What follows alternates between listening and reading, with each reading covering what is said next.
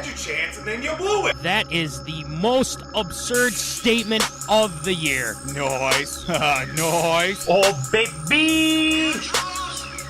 I'm in my zone, I'm feeling it.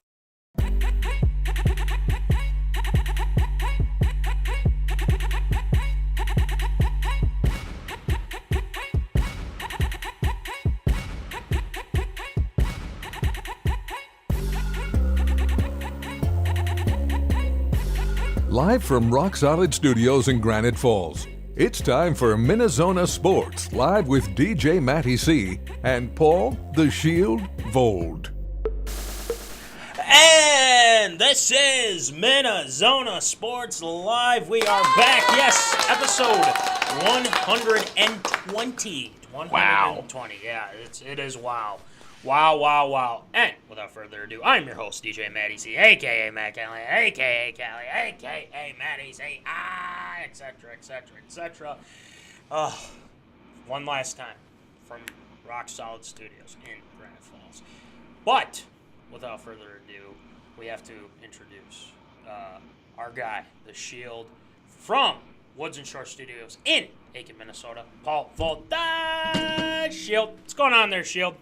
The fact that you said it's been 120 episodes, including this one, completely dumbfounded by that. Does not feel like that we've been to 120 episodes. Feels like this is like episode 10 or something like that. Episode 10. Wow, that's even saying I don't know. It doesn't feel like 120. I'll tell you that. No, that's true. Yeah.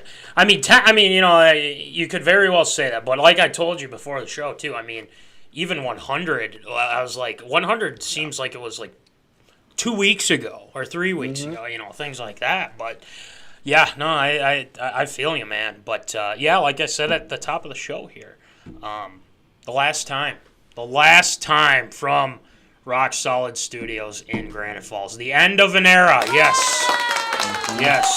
and we're giving claps out because we're very grateful for the Rock Solid Studios. We had Studio A, which was the Curve Doctor's place, and now Studio B, which is over here in my neck of the woods, in my apartment, and was soon to be former apartment. But we had a lot of good memories here in Granite Falls. We'll be heading to the big cities, and gonna be some nice. It'll be a cool setup. We'll see what we get with it, but it'll be very temporary because I'll be looking into getting my own place here. So watch out. Okay, so just keep your eye out. That's all I ask. It's going to be fun. So anyway, we're going to have a great show here for our last time here in Rock Solid Studios on my end. But a lot to talk about. Vikings, Twins. No special segment this week. Yeah. But we do have ARA. We have a lot of good ARAs this week because there's been a lot of talk in the NBA, the MLB, NFL. It's getting started up. It's heating up, Voldy. All the sports are coming back, and they're coming back quickly. So I say we get right into it. Let's get it going with some tater-tot. Ooh, hot take.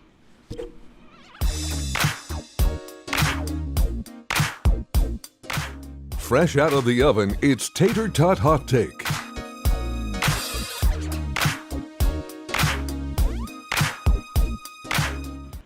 All right, before we start Tater Tot Hot Take, I almost forgot. But for all the zoners that will be participating, and I know there are many of you that did participate last year, this year, we are doing it again, folks. We are doing Pick'em. Our 2022 Pick'em League is back and running. It's on CBS Sports.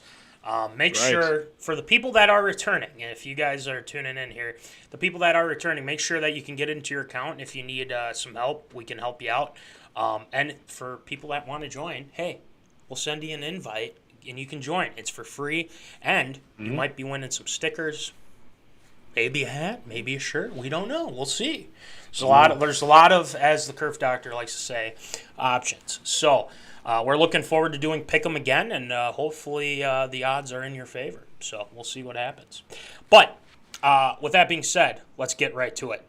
The Minnesota Vikings, I feel like the big topic, the number one thing that we've been talking about, literally ever since the first preseason game, even a little before that too, the QB2 situation. Yeah. It's still in flux. And if you watched the preseason game on Saturday,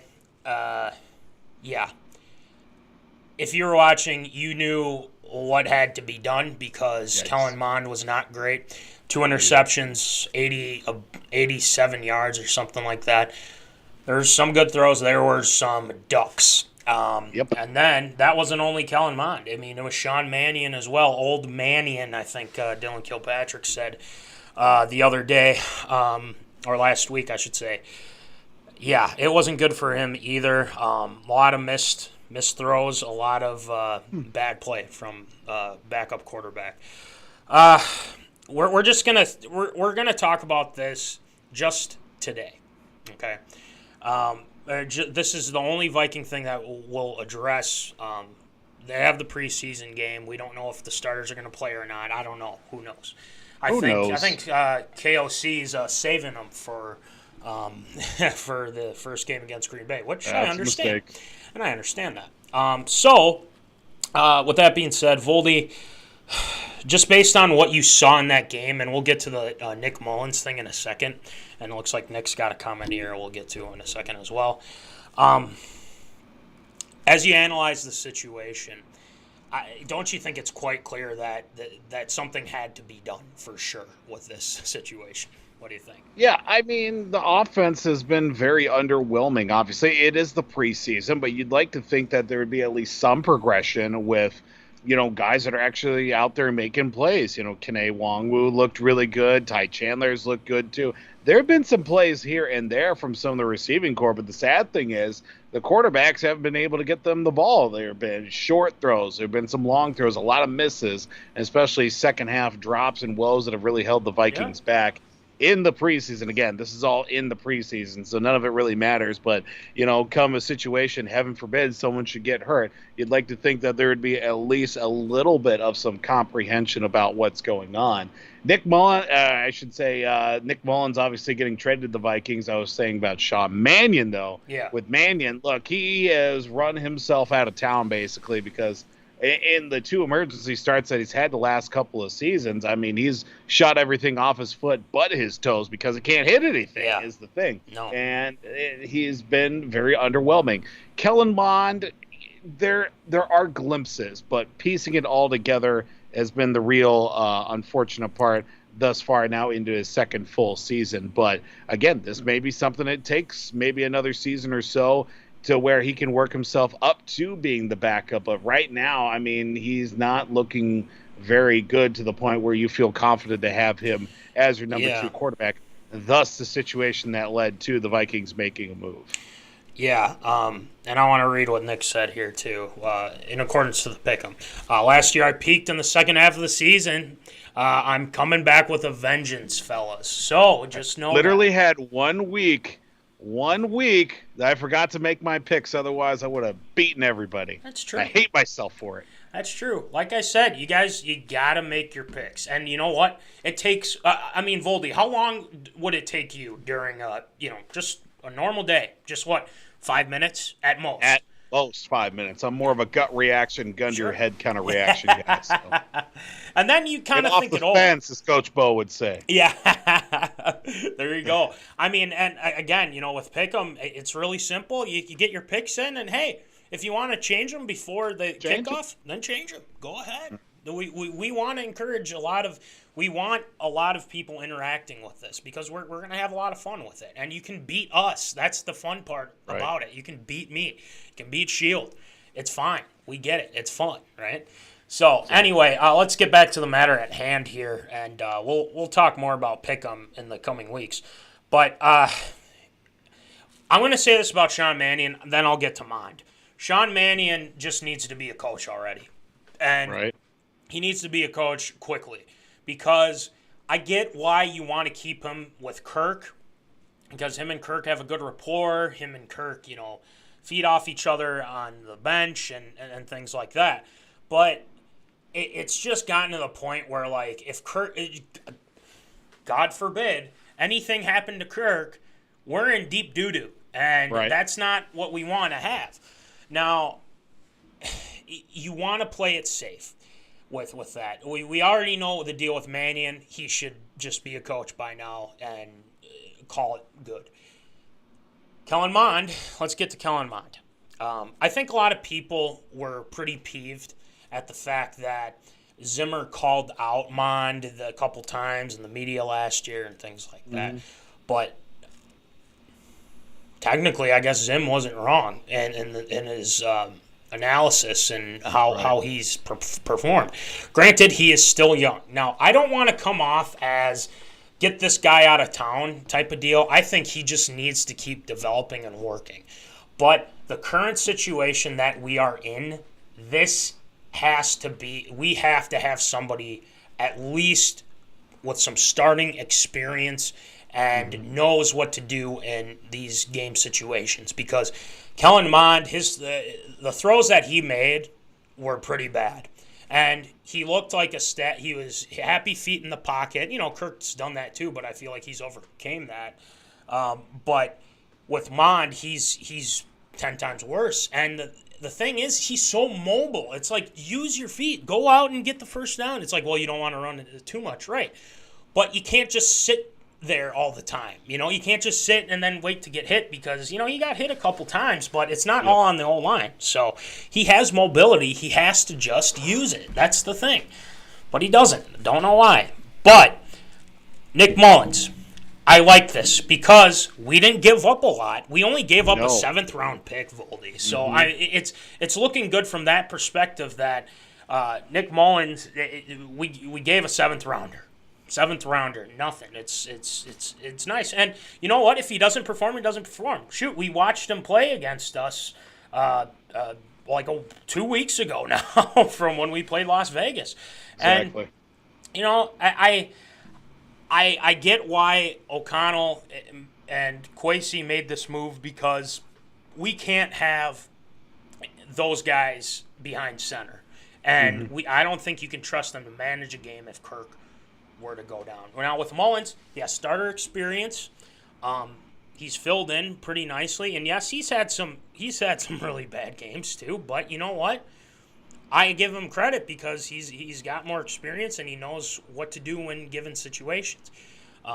He was with Kyle Shanahan in that type of regime, and now he's under Kevin O'Connell, which is kind of similar to that too. Right.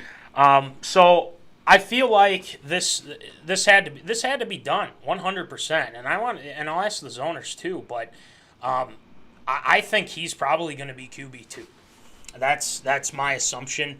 It wouldn't surprise. I mean, I guess it wouldn't surprise me if the Vikings said bye-bye to Mannion and just said, why don't you be an advisor role, type of thing. But I think they're going to hang on to Kellen Mond, and this wasn't O'Connell's choice because he just he was great. He got the job and he was just there. So, but he's working with him, and I give him credit for that.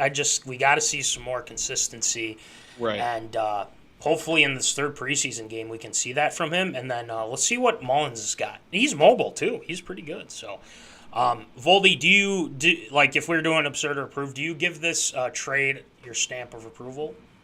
Yeah, absolutely. I think Mullins has shown himself in the starts that he's had over the years to have enough merit to warrant being a starter too, given whatever situation that he's been in, whether in San Francisco. I mean, he was with, I think, also Cleveland last year battling it out there for a position too. But, I mean, he's definitely an upgrade over Sean Mannion, I'll tell you that much. But, again, with Kellen Mond also there, he's still going to take some more time to develop his game too. So I think I definitely give this my stamp of approval. Yeah, and I think there's a lot of question marks on what you could do, like free agent wise. The only person that really stood out when I was looking at who's still currently out there was Cam Newton. And I don't think we want Cam Newton here. Yikes. And I don't think Cam Newton wants to sit behind Kirk Cousins. Ew. So there's that to factor in, but I think this was a smart move. It gives us a plan to if something bad were to happen to Kirk, and we're not. So far, so good. Knocking on wood. I literally just did that as I said it, so we're good. We're good to go there. So, yeah, it would give my stamp of approval as well. It's time to address this, and I think O'Connell and Kwesi just kind of like, you know what? We gave them the chance. Now it's time to actually move forward with a new guy behind Kirk. So I don't know what's going to happen with Mannion or anything like that or Mond, but it doesn't. It doesn't feel good, but hey, maybe it motivates Mond even more. Mannion, Right. I just think it's just time. And no offense, and it's no offense to Mannion. He seems like a good guy and everything like that, but it's time. He looked like an old Mannion, like we said last week. So, all right, well, we'll see what happens Saturday here for our Minnesota Vikings as they wrap up the preseason against the Broncos. Let's move on to a team that's trying to lead the division. I mean, wasn't it a month ago, maybe even some change ago, Voldy? In the lower third remember when the Twins were leading the division? Yep. Remember when they were leading the division? Right now, I looked at, I'm looking at the standings here. Oh, they're 3.5 games back. Against the Guardians. Well, or behind the Guardians. That tells me a lot. And you know what it tells me is that something ain't working out. There's pitching that they went out and got, or excuse me, pitching that they went out and got.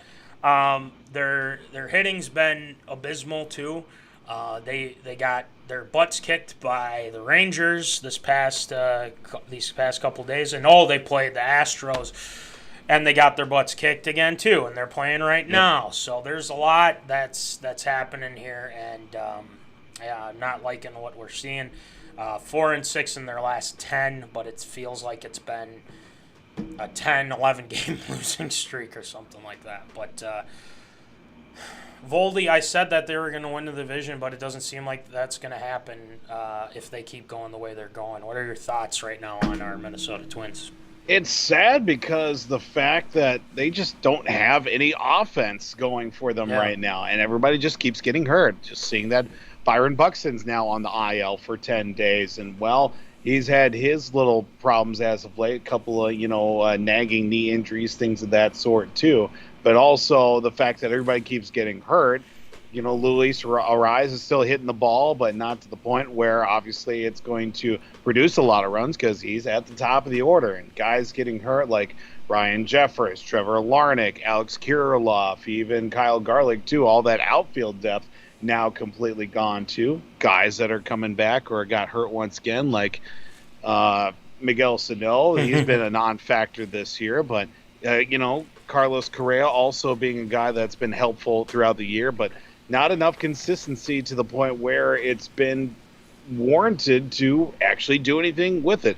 They lose 3 out of 4 against Texas, barely scrape by against the likes of Kansas City, and now they're in Houston where they lost the first game, and it's not looking good for the second game either, especially when a lot of single-digit hits that have been happening for the Twins as of late. Just getting by with 3, 4, 5 hits a game is not enough to get a lot of wins, and unfortunately, that's the route that the Twins are going right now. And it's just, like he had said, when the Twins last led the division, it feels like it's been like 3 months since that's happened because the value in their performances just continue to go down over the last few weeks.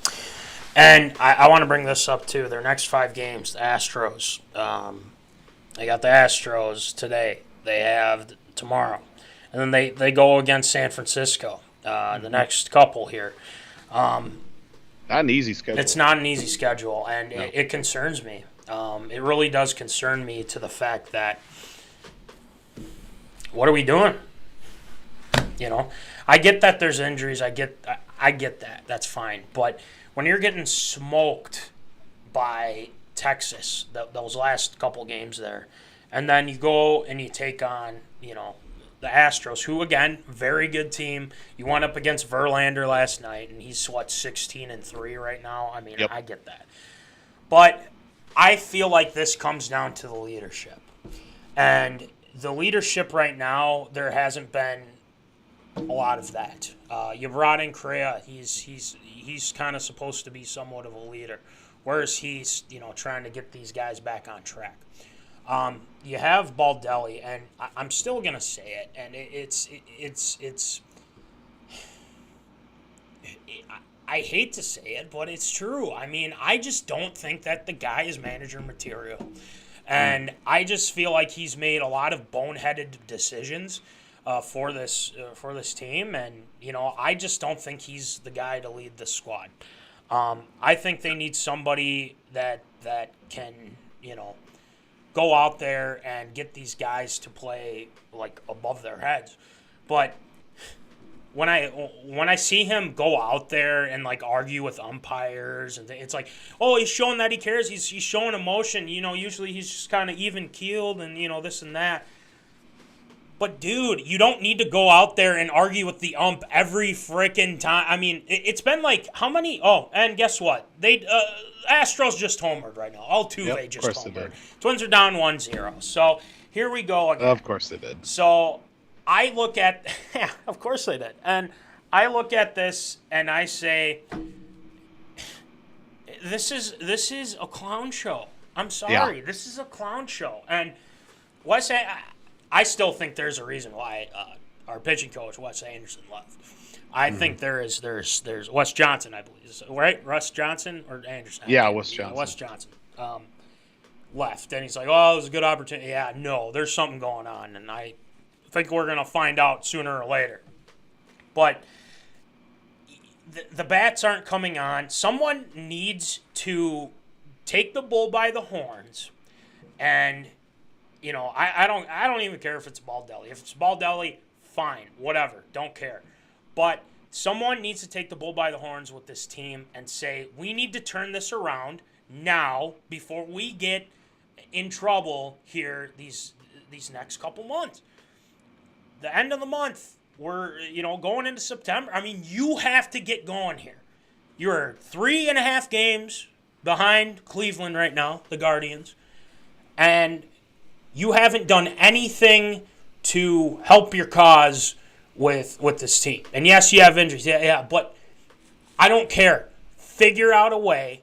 And I'm looking at Baldelli. I'm looking at a lot of the leaders on this team. I get Buxton's hurt right now, but someone needs to step up, man. And someone needs to make it known, like, hey, this is not okay. We need to get back on track, and we need to get back on track right now. So that's kind of my spiel on it. But now that the Astros have a 1-0 lead right now, after I just got an update on that, it kind of shows where things are at.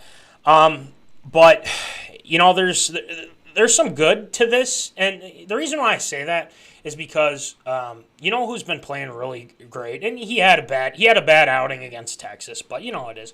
I mean, Joe Ryan, man, 9-6, solid pitcher. I really like what he's done, but again, we needed kind of more of an ace too. I mean, more of a veteran ace, but with the Twins, you never get the full story on whether or not they're serious about getting another guy. Like Matos was one guy that they're looking from the A's.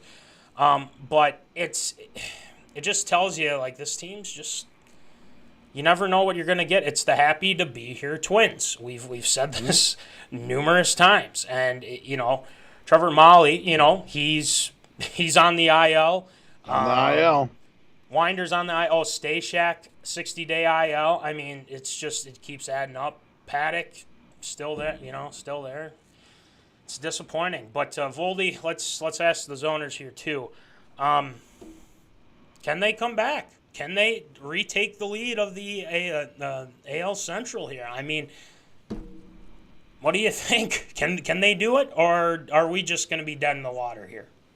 They can certainly come back if everybody gets healthy at the right time, starts swinging the bat. It's definitely a possibility because nobody ever wins this division until the last 2-3 days of the season anyway. So you never can count on the Twins. A couple of games back in the division right now, they're never out of it, even when they are an incredibly bad team. They're never out of it. I think they get healthy. They get a couple guys back here over the next couple of weeks. It'd be nice to have it sooner than later so they can lock up the division early. That would be good.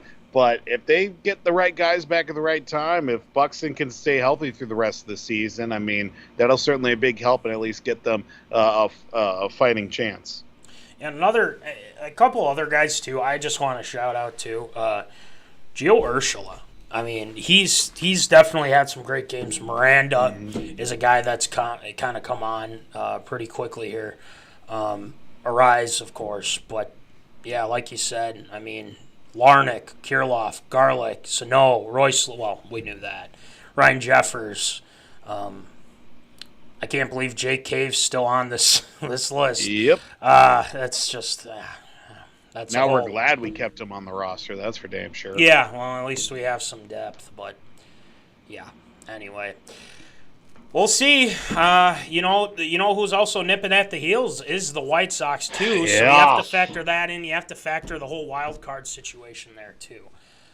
But I think it's best to just win the freaking division and get our butts into gear, please, for the love of God. So, all right, that's going to do it for Tater Tot Hot Take this week. Again, no special segment this week, but we have a lot of good ARAs. We got some. We're going to stick with the Twins here coming up, and then the news about KD, Baker Mayfield, Tom Brady coming back after 11-day absence, and then the NBA schedule was released too, so we got a lot of good ARAs coming up here. So let's get it going. What's some absurd or approved? It's time for everyone's favorite segment, Absurd or Approved.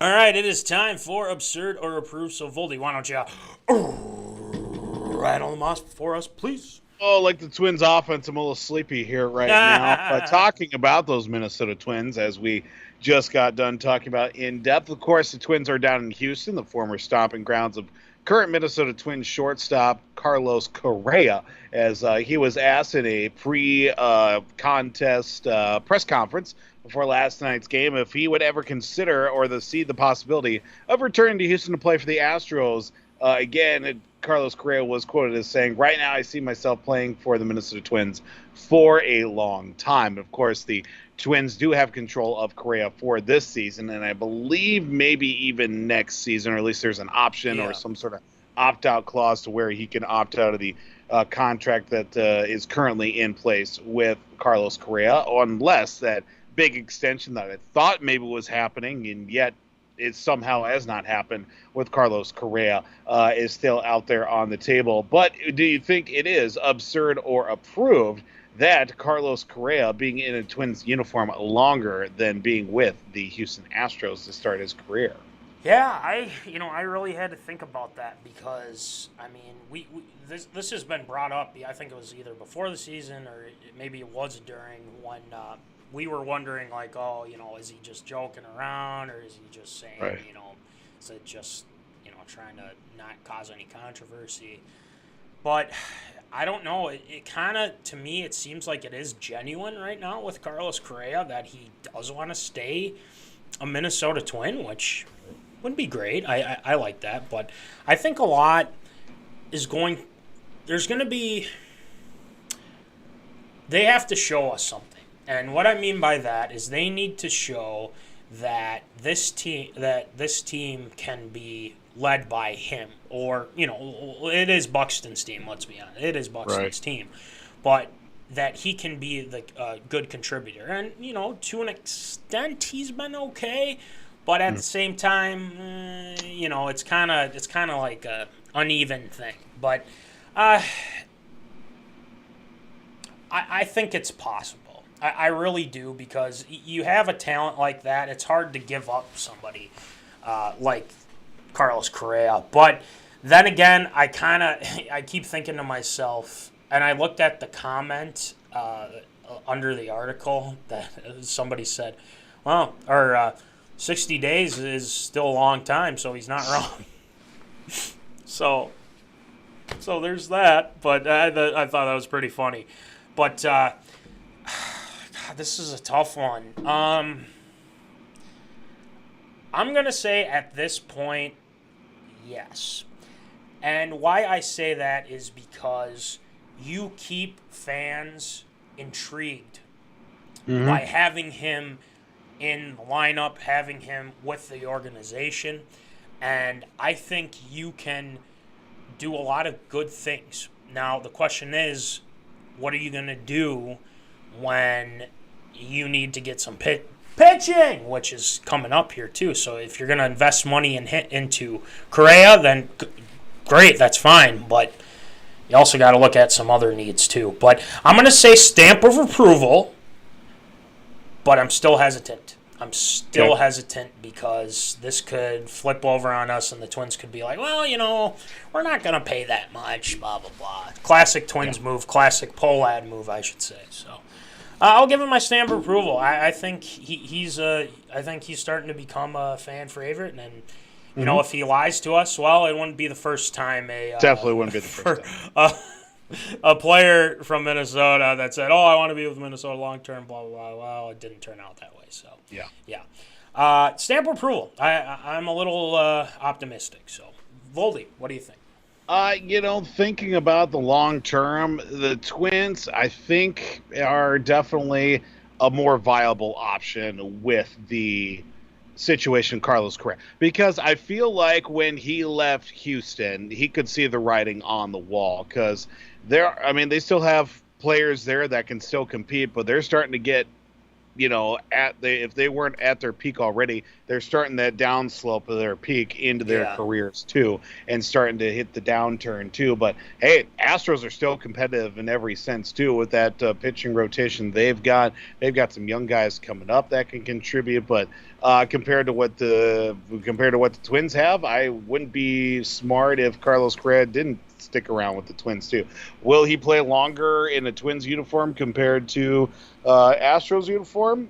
Yeah, that's going to be a tough one. I would probably say it's one and the same, but if I had to pick one, I'd say it's my stamp of approval too. All right. The saying goes, money talks and bullcrap walks. So I think the Twins throw enough money at him. I think it'll keep everybody happy, and especially what he does off the field too, in the community too. So that's going to be a great asset to have, especially a guy that's very well spoken and in a leadership perspective who can provide consistency with his bat, with his glove, in the locker room, in the clubhouse, and out in the community too. It'd be dumb if the Twins didn't find a way to give him some more money. Yeah, and we all know the Pohlads have it too, but. I know you can't see this, Voldy, but I do have the stamp of approval graphic back, so it did work when we went through. So claps out for that working. I was surprised. I just gave it a shot, see if it worked, and it worked okay. It's still a little bit slower, but it worked. Fine. So we'll take Something's better than nothing. Yeah, something's better than I like that. That's perfect. So, yeah, I think with Correa, I like what he's saying. I think it's very possible, and I think, unless you want to lose more fans, which, can very well happen here with this team. So, we'll see. But, stamp of approval. We'll see how it goes. So, all right, next one, Voldy.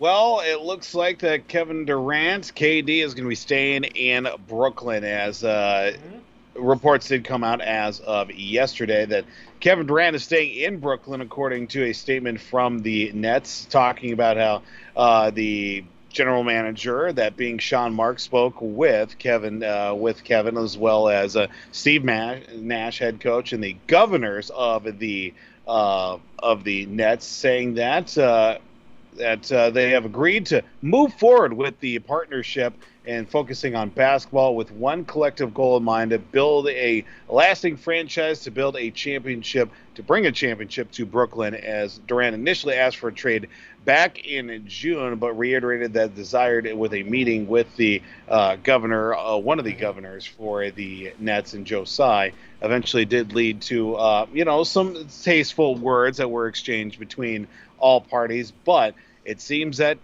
cooler heads have prevailed, and KD is going to stay in Brooklyn, at least for this season coming up. But looking at everything that's happened off the court here, and even on the court as well, from the end of this past season going into this upcoming season, is it absurd to approve the off-season distractions that will continue into the regular season for the Nets and even Kevin Durant as well? What a web they weave in Brooklyn. I will just start it off with that. Wherever KD's at, there's always something he's spinning. Yeah, and then I'm surprised Kyrie hasn't factored into this yet, right? too. So there's that. There's at a point where KD was like, I don't want Nash to be the coach. I don't like the GM. I don't want to be here, blah, blah, blah. Now it's like, you know what? Actually, I think I'll stay. Okay, I guess that's the deal here. But I think that the trade offers, or the trades that they were fielding, I would probably label as, they were asking for too much. And they realized that. And even with Durant trying to force, I think he kind of gave up and decided, you know what? I don't think this is going to go anywhere this season. Right. So I think he decided, you know what? I'm just going to tough it out and go with what we got. It's good that they've moved forward, because I feel like when somebody requests a trade, it's almost like they, Deebo Samuel just did this too, where he requested one, and then all of a sudden he didn't, and then now he signed an extension, blah, blah, blah. But I feel like this is a different situation with the NBA. When someone makes a trade request, they end up trading them. But in this instance, they are not going to trade KD, which I think is a smart play. Now, let me bring this up, and I think this is a challenge to Kevin Durant and Kyrie Irving. Win a freaking championship. You have the talent with this team. Where else are you going to find talent if you were traded? Right now, your best chance is to win with Brooklyn. Take that chance. Kevin Durant is too good of a player to not be able to get to that level of the finals. With Kyrie's got to get his head on straight here, and I mean that. And it just shows how dysfunctional this all is. And again, Steve Nash didn't really have big coaching experience before. I mean, he was great, all-time great point guard. We all get that. Right. But sometimes I feel like, well, he was all-time great. He knows the game, blah, blah, blah. Well, it's easy when you have Kevin Durant and Kyrie Irving when they're pretty much dictating what you do on a day-to-day basis.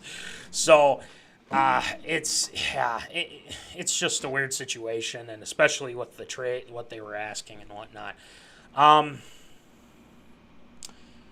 I think there's a good chance that it will continue into the season, Voldy. I think it's pretty much got my stamp of approval here, because it just shows you that some of these guys just can't be trusted. And I like Kevin Durant. I really do like Kevin Durant. Right. I have a different opinion of Kyrie now, and it's not because of that he's he speaks on issue. I mean, you can speak your mind and everything like that, but when you're acting like a jackass, then that's a different situation.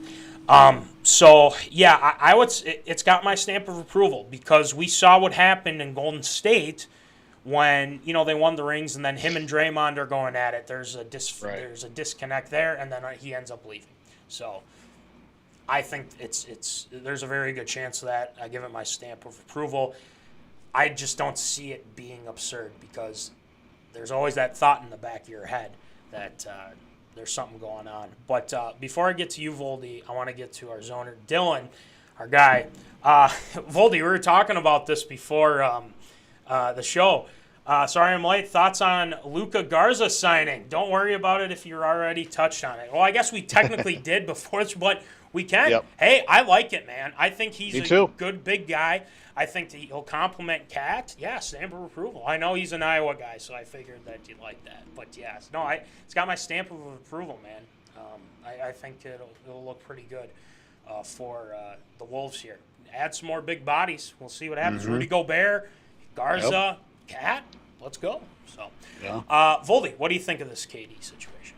Yeah, I think it's hard to basically forgive and forget. I mean, you can forgive but forget at the same time. That's going to be a little tough to do, just because the amount of stuff that was said and things that have done, not done, and of course you throw Kyrie into the mix too. It's hard to forget all that stuff, like nothing really ever happened. But I feel like as it goes along and maybe the wins start piling up, then things will start easing up. But if they get off to a bad start and things get a little bit rough, a lot of these things that have been said will really start to pile on, and then fingers will start to get pointed, and then it's not going to be good for anybody. I mean, will it linger into the regular season? I think it will, but to the point, if Kyrie starts coming out averaging 35, 15, and 10 or something like that, I feel like things will back off from that point and let things play out for that part. But if he gets off to a bad start and Nets get off to a bad start, it's going to be an uphill battle to try and forget everything from this past off season. But I think it's got my stamp of approval that things are going to continue on in the regular season for the Nets and KD. Yeah, it's. I mean, when you ask for a trade request, it tells you where your stance is. So, I think this is a relationship that thought it was going to be a good marriage, Steve Nash and their GM and Kyrie, but this just got really controversial really quick. So, Brooklyn. When you think Brooklyn's going to kind of get over the hump, they do. There's things that happen. Because remember, Paul Pierce, Kevin Garnett, that experiment just didn't go anywhere. So, there's something in Brooklyn. I don't know what, but we'll see. All right, to the NFL, Voldy. Well, basically, we have a starting quarterback in North Carolina, that being with the Carolina Panthers, not named by Matt Rule because it's not his job to name the you beat me to it. The Carolina Panthers did name a starting quarterback that will be coming up for the season opener on September 11th. That will be Baker Mayfield. That's right. Not even a full offseason or a chance to get to know the city or the team that he's playing for. He's going to be starting week 1. That's going to be coming up here for them. And that is a little bit surprising, as Mayfield won the open competition against Sam Darnold, of course, that being last year's starter before injuries piled up for Sam Darnold. And is a little bit of a surprise, I think, in a lot of regards, in a lot of people's eyes, too. But overall, a chance for a bit of a redemption season, if you will, for Baker Mayfield, and see what all happens. Is it absurd or approved there, DJ Matty C, that 7 wins with Baker Mayfield as starting quarterback for the Carolina Panthers? Is that absurd or approved? Well, I'm glad that Baker made the decision first before Matt Rule. No, I'm just kidding. But yeah, I don't think we're gonna ever let Carolina live that down. Matt Rule, especially Ben McAdoo, former New York Giants head coach. Ben McAdoo, now currently OC. Oh God. Anyway, with Baker. That's tough, man. It's tough because they do have talent. The issue that I have is defensively, I feel like they are not the same team that they have been these past, since that 2015-16 season or something like that. Kuechly's retired. K'Wan Short's gone now. I think Captain Munnerlyn must be done too. I think he was with the Panthers, went to the Vikings, went back to the Panthers, and we haven't heard from him since. But that's the one thing I do worry about is their defense. But do I look at them as a 7-win team? Yes, I look at them as right on the dot 7, not making the playoffs. I could see them at 6, though, too. So I think with Baker, they're going to get to 7. Now, I think with Baker being healthy, and again, I've been very critical of Baker Mayfield, but I feel like he's in a situation now where he doesn't have to worry about people's thoughts on him because we know what you're going to get from him, and especially with him being healthy now, which is great, and that's totally fine. But I think with Christian McCaffrey in the backfield, and he's got to show out this year. The nagging injuries, things like that, they need him. If they lose McCaffrey, they're only winning like 3 or 4 games at most. So I put them right at 7. I think with Darnold, I think they would have been bottom of the barrel because I just think Darnold just isn't the guy that people kind of assumed he would be. And I think the ship has sailed on that. And I think with Baker Mayfield starting against the Browns is interesting to start off the season. So it's going to be Jacoby Brissett instead of Deshaun Watson back there. But, I give it my stamp of approval, but I kind of lightly do a little stamp like that. Yep. So it's going to be right at 7. But they're not going to the playoffs. And I don't say that in a negative way, but I just don't see it. I don't see it with this team, especially defensively. So, all right, Voldy, what do you think?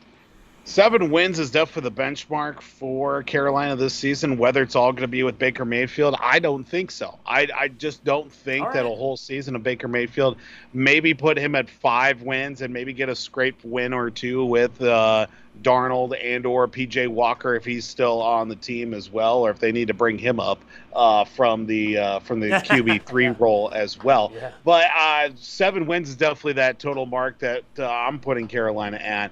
I just don't think a full season with Baker is feasible. If that offensive line can protect him, absolutely 7 wins is going to be with all Baker Mayfield because he's still a very dynamic player. This will only be his 4th season in the NFL. 2018, 19, 20, 21. So this will be season number 5, I believe. If my math serves me correct with that. But 7 wins in total, especially with how that division is laid out with Tampa, with New Orleans, and also Atlanta, too. They've got a sneaky little revival, quite possible for them, too, with Marcus Mariota starting for them. They've got a QB-heavy division in that one, too. So 7 wins, maybe steal a game or 2 out of the division and then you got to look at everything out of the non-divisional games throughout the rest of the schedule. That's going to be some tough competition there, but I would say it's got my stamp of approval, too, with 7 wins. With Baker, though, I don't think so. And then I think this is a good time to remind people of our pick'em, too. So if you think the Panthers aren't going to be good, things like that, make sure you join our pick'em, or if you already have, that's great. Make sure you can log in, and we'll start our season up here, as well as people that are watching right now. Hey, sign up. We'll get you all set up. Talk to me. Talk to Voldy. We'll get you going on the CBS pick'em. But, yeah, I agree with you, Voldy. I put it right at 7. There's no way they're getting above that. There's just no way. I don't think there's any way. But I could definitely see them being less than that. And I think that's very likely, I would say, too. But I've been proven wrong before. We'll see. All right, next one, Voldy. Yeah, we stay in the NFL, but we head to the lower part of the NFC South, where Tom Brady finally back at Buccaneers training camp, missing 11 days, and a couple of preseason games in the mix too that he was not even going to play anyway. But Tom Brady did return to Buccaneers training camp on Monday, ending what was described as an 11-day prearranged break from training camp for, quote, personal reasons, as Brady picked up right where he left off and missed the 2 preseason games that he wasn't even going to be playing in anyway. But still, a lot of things have happened in that time that obviously you lose a couple of offensive linemen. You lose your center and Ryan Jensen. One other guy as well that was on the line, Steiny, I believe his name was, to another knee injury too. So that's going to hurt that offensive line that was so good at protecting Brady these last couple of seasons in that mix. But again, 11-day break from training camp for a 45-year-old quarterback, 7-time Super Bowl champion. Just as a friendly reminder for all those that didn't remember or didn't want to remember, you've been reminded in that. This is a very interesting, just because the fact 11 days and nobody knows why or what he was doing for those 11 days. It's all very hush-hush Illuminati style. Everything's all quiet on the home front kind of situation with that. But is it absurd or approved Brady's 11-day absence from training camp with the Buccaneers is going to play into the first few games of the regular season? I'm going to say no because I don't see the guy's been doing this for a long time now, and I think him being off 11 days. I think from what I read, and correct me if I'm wrong too, I don't know, but I believe that him and his family went to the Bahamas because they booked it and they were supposed to, because Giselle thought, well, he's going to be retired, they won't interfere, but since they already booked it, they couldn't cancel it or something. I don't know. I'm probably wrong on it, but tell me if I'm allegedly. Wrong. And we say allegedly, so zoners let us know. But let us know what you think too. What Voldy asked, absurd or approved 11-day absence from training camp will affect the Bucs' start of the season. But no, I don't think it will. I think that we've seen this with Brett Favre. The Vikings started training camp a little bit earlier, and Brett Favre comes in. I think he came in for maybe a week or so, and he was fine. I mean, they were humming along those first couple games, and Favre was on fire. But I also look at the situation. I feel like maybe there was something else, which is totally fine. They've earned their privacy, that's for sure. But I also am concerned about what you're concerned about is that O-line. They lose Jensen, they lose.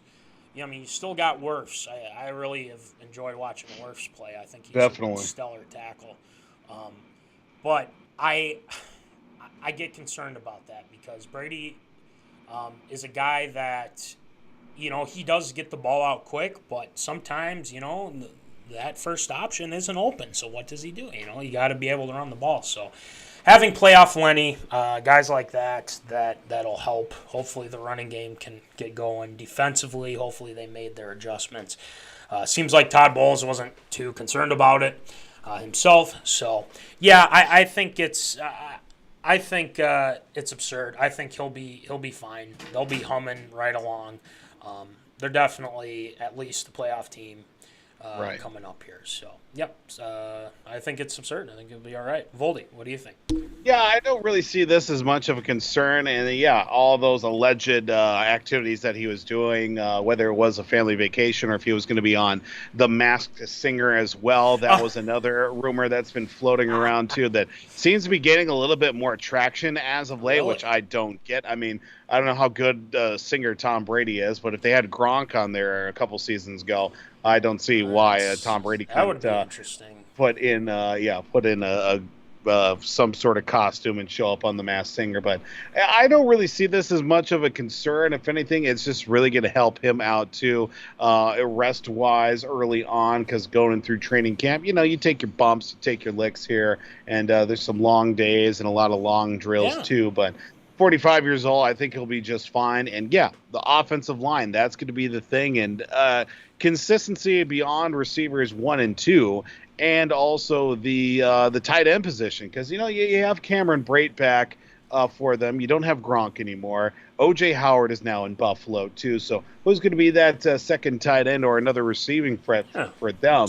That's going to be a crucial part for their success. Playoff Lenny is still there for another season as well. You got Keyshawn Vaughn trying to make his way up the depth chart as well. Rojo the second, Ronald Jones Jr. In there out of the backfield. And of course, the receivers, you've got Julio Jones in there. You've got, Mike Evans, Tyler Johnson, and some of the other guys that are making their way up too. Chris Godwin coming back from, of course, that ACL injury towards the end of the last season too. Still going to be a little bit ways away from him coming back, but he's on his way back too. If they can protect Tom Brady and still put up and still be able to get the ball to their playmakers, they're going to be just fine. So I think it's absurd. I don't think that this is going to be much concern for them going into week 1. Yeah. Like I said, I think, Brady's going to be fine. Bucks are going to be okay. Kyle Rudolph will be. He looks right. like he's going to be good to go. Shoot, forgot about that, Kyle Rudolph. Yeah. A Zoner favorite. The Vikes wish they would have signed him. Yeah, that's true. Irv Smith, but with the Vikes, with Irv Smith coming back before. Yeah, but that's the thing, though. We need a backup. We do need a backup. It's like, what's up with our depth that just all of a sudden just went away? Nothing. But yeah, that's another thing that we'll have to. Got plenty of wide receivers. Yeah, that much. Yeah. So, all right, last one, Voldy. Yeah, we go back to the NBA as they unveiled their schedule for the 2022-23 season last week, which did kick off which includes a pair of long-standing rivalries, including two teams that did reach the finals last season. Tuesday, October 18th, the 76ers are going to be traveling to Eastern Conference champion Boston, the Celtics, followed by the Lakers, taking on the NBA champion Golden State Warriors, with a couple of opportunities early on. With the start of the regular season, we know that the Timberwolves is going to be taking on Oklahoma City, should open up their season as well. But too bad it's not going to be Memphis, because, there'd be blood on the court game one of the season. It'd be fantastic if Pat Bev was still on the squad too, but nonetheless, he'll be suiting up elsewhere into this season. But looking at the early goings of the schedule too, is there a possibility that some of these opening night matchups will be previews of possible playoff and or conference championship matchups for this season? Oh yeah, there's a whole slew of them. I also kind of this is kind of an interesting deal with especially our Timberwolves here, because they've got a couple of primetime games, which is pretty cool. And remember, once our guy Alex Zappa said that they think he thinks they're going to get to 50. He thinks they could get to the conference finals.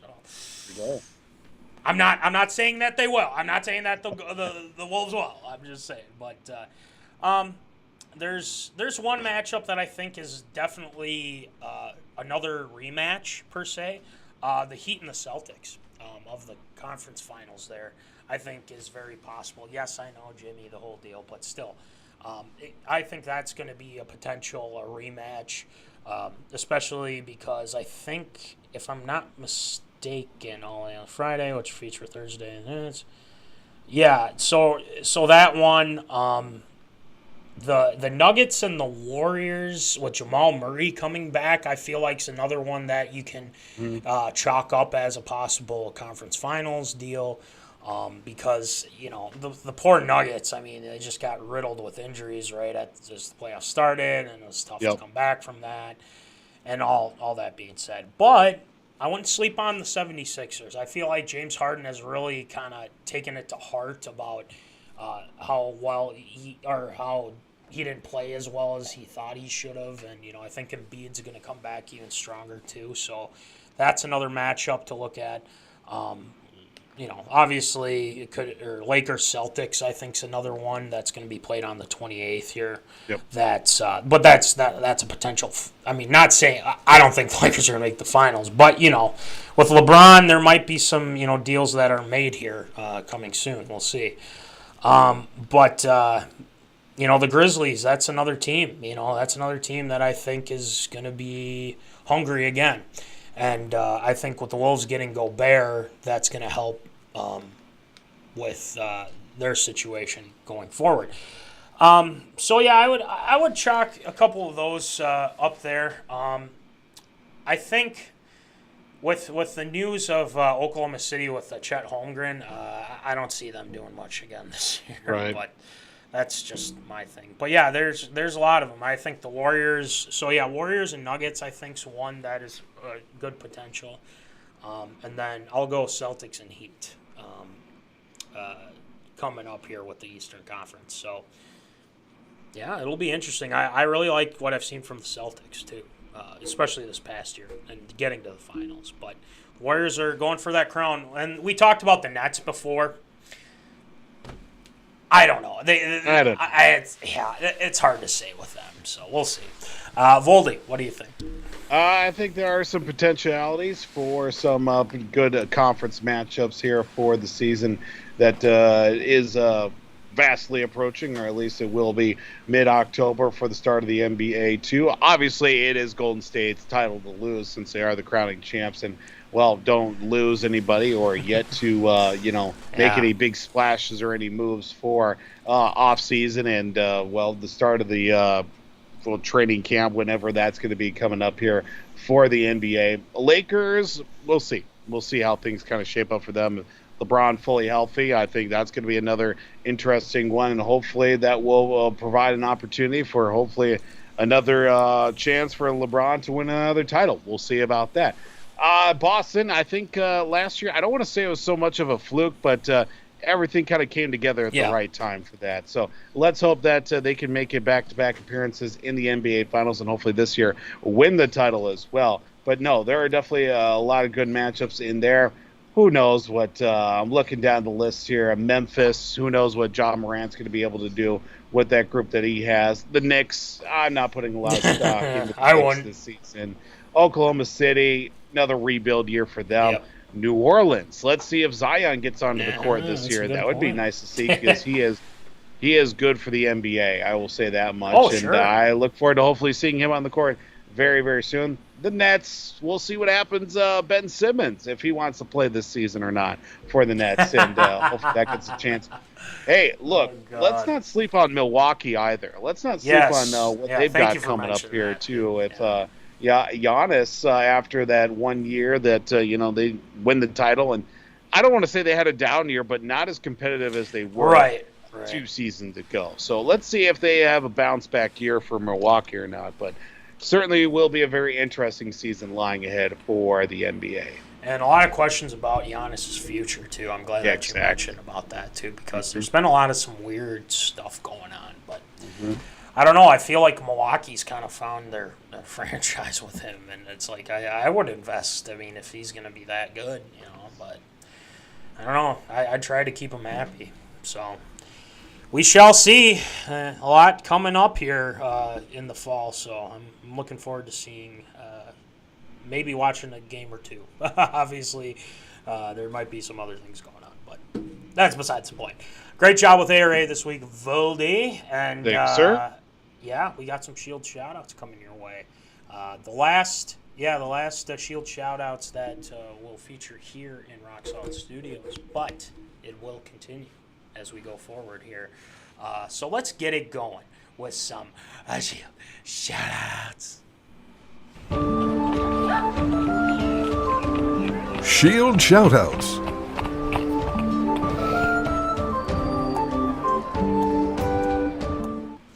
All right, Shield, who you shouting out tonight? Well, we got to give a big Shield shout-out to a friend of the program, a good listener, and a good follower as well. Got to meet up with him and hang out a little bit a couple weeks ago. Good buddy of mine from Byron, Nick Thompson, over the weekend, and told me that he was going to do this 2 weeks ago when we were at our high school reunion of him popping the question and proposing to his girlfriend. Congratulations to them as well. I know that those two crazy kids have been together for some time and finally making it official. So congratulations to Nick Thompson and his girlfriend on getting engaged. And you're probably wondering why Kansas City Chiefs gear tonight. Well, unfortunately, one of the true titans of the game of the NFL, Len Dawson, passed away. Super Bowl MVP and Super Bowl champion for the Kansas City Chiefs. Back at Super Bowl IV, he led the Kansas City Chiefs to a championship that season. All-time wins leader for the Chiefs in quarterback wins, passing yards, and touchdowns as well. Probably not going to be too much longer till Patrick Mahomes surpasses those numbers in total. But another legend of professional football lost with the passing of Len Dawson here at this week. And again, another short list of Shield shout-outs. I got to do a little bit more digging on some stuff, but that's going to do it for Shield shout-outs this week. That's all right, man. It's kind of, we're getting ramped up to a lot of the things happening. A lot of things. But, Dawson, there's some merit, there's some proposals, things like that. So, yes, claps out to Nick Thompson and his girlfriend. This was a quick one. This is a quick one tonight. Again, we said no special segment, but usually we end with the whole merch thing, shout outs, and but let's end with this, and I think this is something that we've talked about the whole show.